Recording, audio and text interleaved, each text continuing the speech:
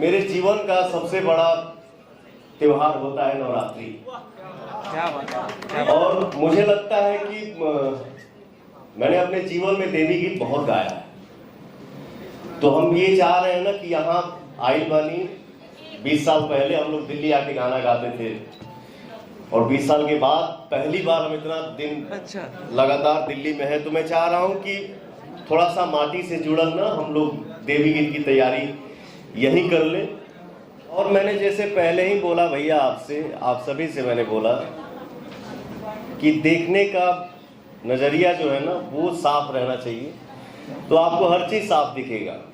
जैसे आप कोई भी लोकगीत हो या फोक सॉन्ग हो, किसी का आंसर अगर आप खोजते चलेंगे या ढूंढेंगे तो फिर सबन के आंसर तो हुए बा।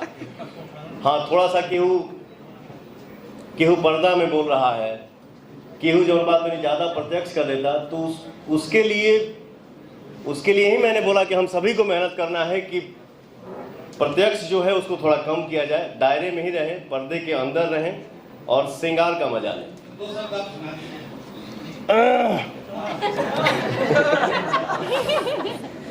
गा देते हैं, गाओ, पीछे से हम गा दें।